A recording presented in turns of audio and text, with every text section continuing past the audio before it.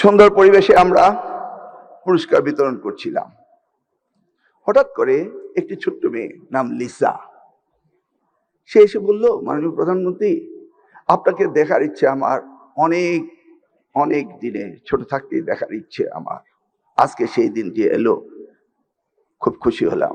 এই বলেই সে কান্না শুরু করে দিল। মাননীয় প্রধানমন্ত্রী জানতে চাইলেন, লিসা তোমার কি হয়েছে? সে বলল, আমার আব্বা বিএনপি করতেন, সেই কারণে অত্যাচারিত হয়েছি, যার কারণে অত্যাচারিত হয়েছি তার কাছ থেকে আজকে পুরস্কার পেয়েছি, এটি আমার কতটা আনন্দের দিন। এই ছোট্ট ঘটনাটি এখানেই ঘটে গেল। আমরা সেই অতীতকে ভুলে গিয়ে আগামী দিনে আমরা যেতে চাই, আগামীর বাংলাদেশ গড়তে চাই। আর আগামী বাংলাদেশ গড়তে হলে একটি নতুন প্রজন্মকে, নতুন ভাবনাকে, নতুন চিন্তাকে, চেতনাকে নিয়ে কাজে লাগাতে হবে।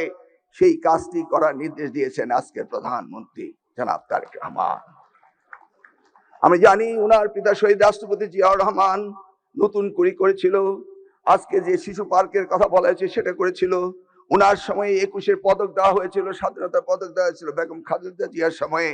এই প্রত্যেকটি গুণজনকে সম্মান করার অভিপ্রায় ব্যক্ত হয়েছিল এই জাতীয়তাবাদী দল থেকে, এই শহীদ রাষ্ট্রপতি জিয়াউর রহমান, দেশমাতা বেগম খালেদা জিয়া থেকে। আজকে আমরা দেখতে পাচ্ছি আমাদের প্রিয় প্রধানমন্ত্রী, তিনি আমাদের তরুণ প্রজন্ম, আগামীর প্রজন্মকে কত না ভালোবাসেন, কত না তাদের কাছে টেনে নিয়েছেন। আমরা সত্যি আনন্দিত।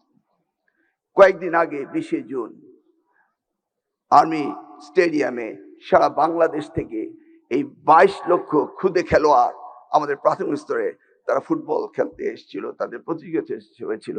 ফাইনাল খেলার দিন মাননীয় প্রধানমন্ত্রী ছিলেন।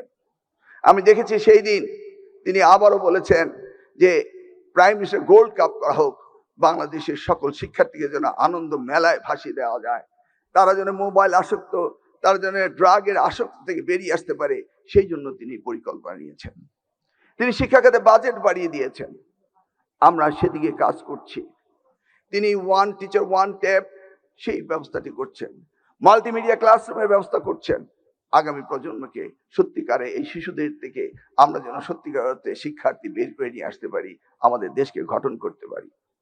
আমি বক্তব্য না বাড়িয়ে আবারও ধন্যবাদ দিয়ে বলবো, মাননীয় প্রধানমন্ত্রী, যে প্রত্যয় আপনার রয়েছে, যে নির্দেশনা আপনার রয়েছে, যেভাবে আপনি জাতি গঠন করতে চান, ইনশাআল্লাহ কথা দিচ্ছি আমাদের মন্ত্রণালয় আমরা সকলকে নিয়ে আপনার এই অভিপ্রায়কে সার্থক করব।